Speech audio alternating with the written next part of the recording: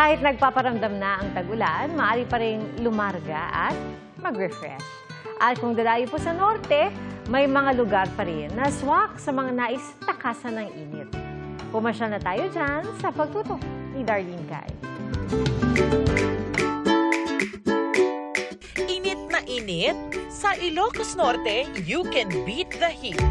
Sa bayan ng Tingras, perfect pampapresko ang Madongan Dam. Kahit sino mag-e-enjoy magbabad sa mababaw at malinaw na tubig. Hindi pa mag-aagawa ng magandang spot para sa picture taking sa lawak ng mala-waterfall na tubig. May marirentahan pang mga kubo na perfect para sa food trip pati sa trip lang umidlip. Sa bayan ng Adams, family man of friends, masusulit ang pagtampisaw sa Bola River.